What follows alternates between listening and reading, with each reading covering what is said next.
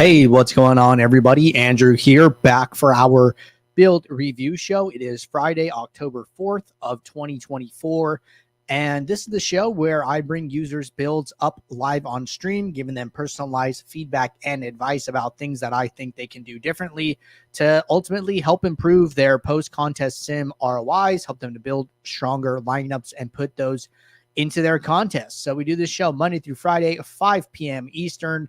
It is the last day of the week for the show, and we will be right back on Monday.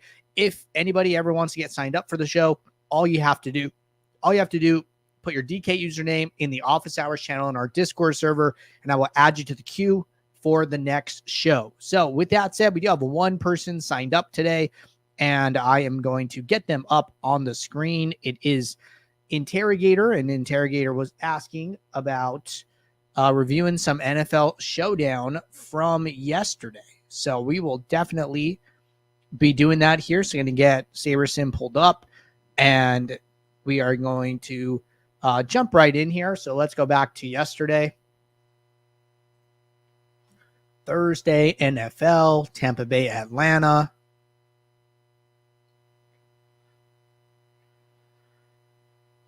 Let this load. So as always, going to be starting in the contest tab.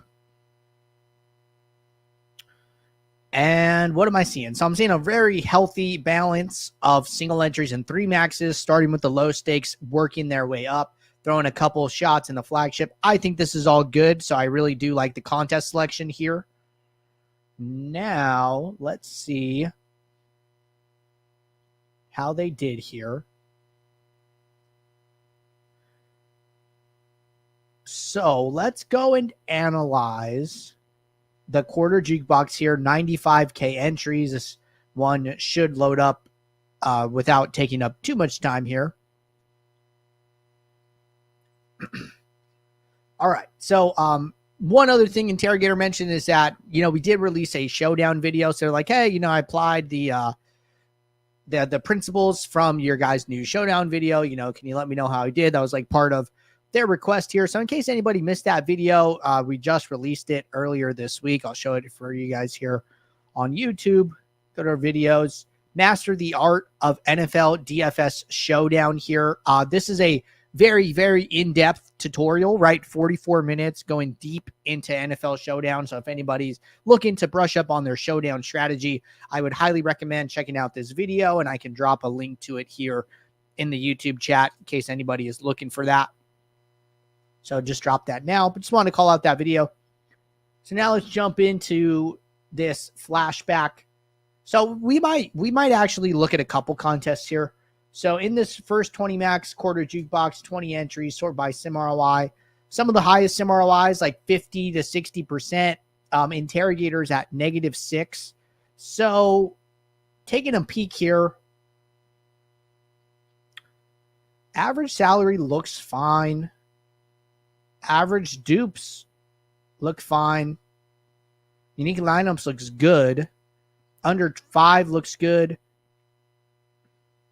So I couldn't tell you right off the bat, why these lineups didn't grade out so well. Like we see a couple other users, right? We see Magic Minshew here. Similar average dupes, similar unique, similar under 5, similar sim average score, right? But they're grading out like 54% positive. Interrogators grading out negative. Those look to be more like exceptions to the rule, but my point is that you can still get to a decent sim ROI with a sim average score around that. It's not like it's like terrible. So let's go look at a couple other contests as well. Let's look at the dime time or dime package. And, just kind of try and like average these out, balance them out in case some lineups went into some contests, some other lineups went into others. So we see this other 20 max grading out 5% positive here. So, okay, so you have a contest -6. We have a contest +5. Okay, so let's keep going, right? Let's do all the 20 maxes. So let's go to this $2. Okay, this contest, -16%. Okay. Let's go the first down. These should be loading now.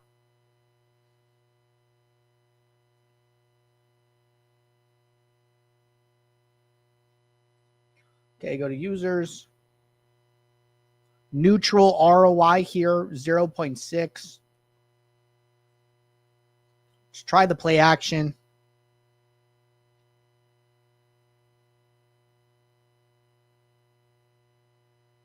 And it looks like they built all their lineups together. All of these lineups coming from this base build. All right, users. Positive 30%. This is really good, right? Positive 30% in this contest. That is their highest dollar contest so far, right? So that's really good. And then let's try this 150 max.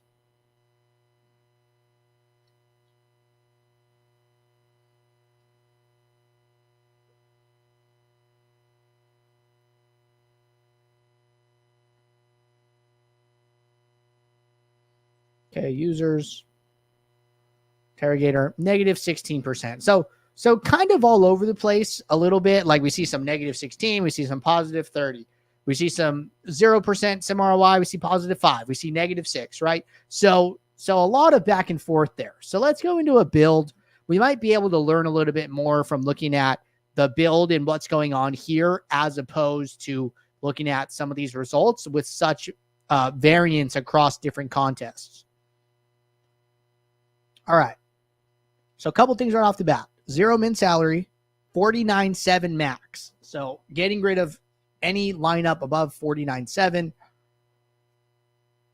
We see one rule, a geo mean rule here, right? So they've calculated their geo mean. They say, hey, I want my entire pool to be below this threshold. I think that's fine.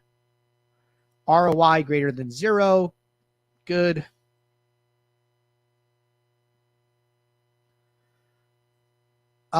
So I don't love this, mostly because I don't think it's necessary. They also have a geo mean filter for geo mean less than 26.8. If you're going to do the rule, then just make the rule 26.8, right? If you know that. If you don't want to use the rule and want to use the filter, that's cool too. So I wouldn't do it twice. I don't think it's like a huge deal, but I wouldn't do it twice. Now, something I would probably add is if you're doing a geo mean rule or geo mean filter, a lot of times you can get to lower geo mean lineups by playing lower projected lineups. So you kind of want to find this sweet spot between using geo mean and not playing lineups that are too low projected. So in my opinion, if you're going to use a geo mean rule or filter, you should probably be using a projection filter as well, or having a higher minimum salary. But, you've dropped minimum salary here to 0, which I think is okay for showdowns, which then would lead me to say, okay, probably use the projection filter. So you want to kind of guard yourself on, both sides of the spectrum there. So that would be probably one thing I would be trying to do.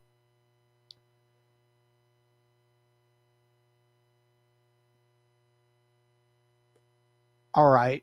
Couple things here. So one thing that stands out to me a little bit is that you had a lot of good lineups in this $3.20 max. Now this lineup, this contest is your second on the list, right? So it seems like, there are a lot of good lineups at the top of your contest, and then the lineups, get a little bit like less good as you go down, which is what you expect, right? We expect to put our best lineup we put our best lineup in first, and then your second lineup is a little worse than your first, and then your third lineup is a little worse than your second, right? They get incrementally not as good. I don't want to say bad. They're not bad lineups, but it's not your best lineup, right? So, and I don't know if you want to do this or not. I'm just throwing out ideas here. Maybe you would be okay with using a lineup in more than one contest, right? So what you can do here is, instead of using unique rank, maybe you try rank fill, right? Or maybe you go to direct fill, and then in direct fill, you do these contests one at a time, but you leave remove from pool off. to the point where, you're going through this list one at a time, putting the lineup, filling it, putting the contest, clicking save, putting the contest, clicking save. When you do it here, if remove from pool is off and a lineup grades out well for more than one contest, well, then it can go into more than one contest, right? So just know the differences here. If you're in direct fill and you have unique rank on, then it will not duplicate.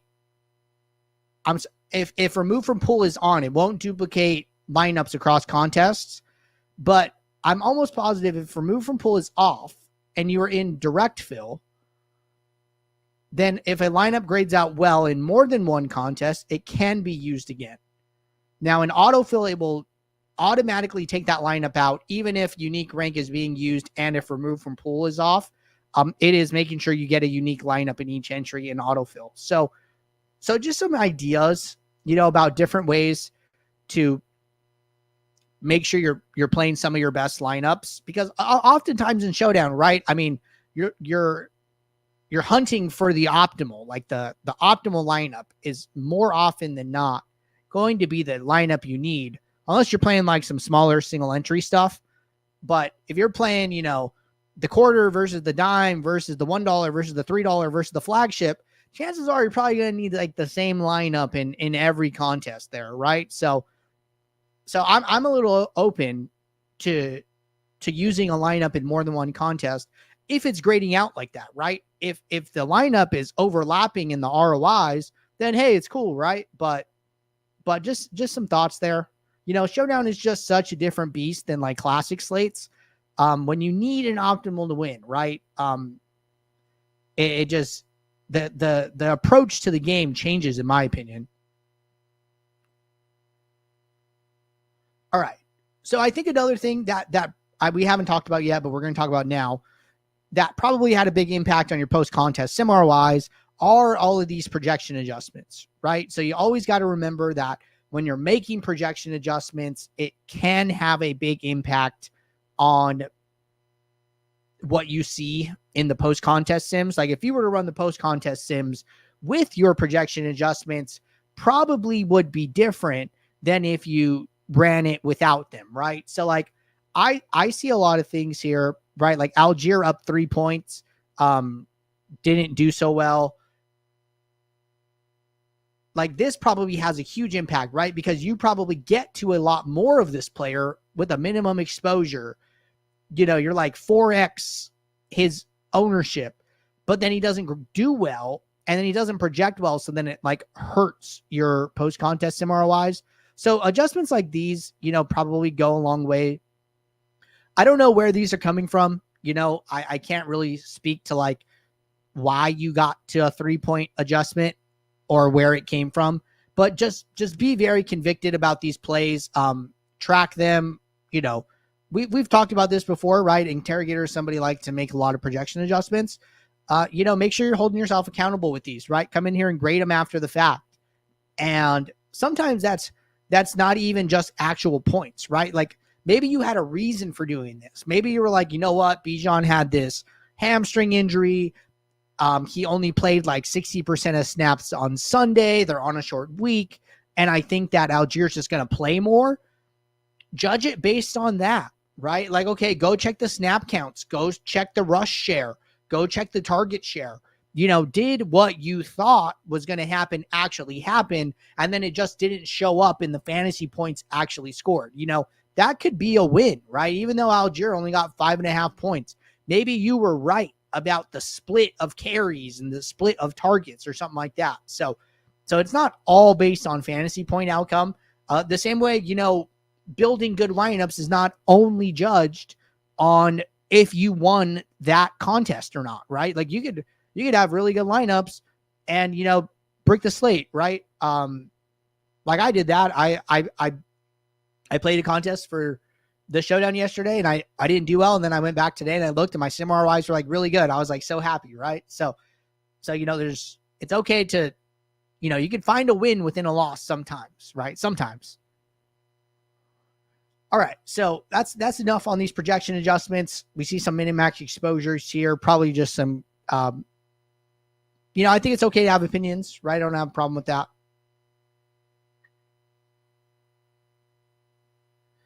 But other than that, I think this is fine. So all in all, to recap, right?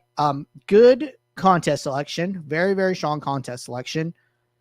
Varying results across contests in the post-contest sim ROIs. Some of your sims that were at the top of your autofill graded out much better than some of the ones that were lower. So consider using lineups in multiple contests or allowing that to happen. Don't double count GeoMean with a rule and a filter. Probably pick one or the other. Consider using a projection filter here. ROI greater than 0 filter is good. Hold yourself accountable to the exposure adjustments. Hold yourself accountable to the projection adjustments you're making and try and objectively grade those. And I think that's it, right? Those are the major things that I'm seeing here. So take those principles, apply them to this upcoming week, and let me know how you're doing. Quick one here from Chandler said, thoughts on Bowers this week at like 2 to 3% ownership projected at the moment. Could be a game where he gets double-digit targets. This is just I just want to talk about this really quickly. The situation with the Raiders is a very good example of an uncertain situation in the middle of a season. We're going to see more situations like this come up, usually like when we get into more like toward when players get traded or like when teams are doing bad and coaches get fired. We see these situations come up where the situation is very uncertain. The roster is uncertain. Who is going to get extra targets? Who is going to play more, right? Devontae Adams out this week, probably going to get traded. The Raiders are going to look a lot different, in my opinion, this week. And then after this week, right, people are going to start to get a sense of like, okay, this is the direction the offense is going. And, data is going to adjust. There's going to be at least one game where models can use that to project future games. If you're going to take a stand, probably this week is like a good week to do it. And you might be wrong, and that's okay. But if you were to take a stand on an uncertain situation, it's better to do that right when it happens as opposed to after it happens, because then, people start to follow those same trends, looking at the same stuff. So I think like if you want to take a shot, hey, this is the week to do it. All right. Good note there, but appreciate you guys tuning in. That was our only person who signed up. If you guys like this show, you guys want me to do this for you, give you this personalized feedback and advice, drop your DK username in the office hours channel in our Discord server, and I will add you to the queue for Monday's show. Reminder, no office hours tomorrow. On Saturday, I'll be out of town. Office hours will be back on Monday as well. Quick one before we leave. Thoughts on DK removing themselves from the UK market? I think it sucks. We definitely have people that play regularly in the UK. I see them in Discord all the time, asking questions and winning and doing good. So, it feels super bad, especially like I couldn't imagine, having like an income stream and it just getting, chopped off without really much of any notice. So feel super bad for my UK folks. We'll miss you guys. And I hope to, not see this continue to be a thing, but appreciate you guys. I'm out of here. Talk later. Thanks. Bye.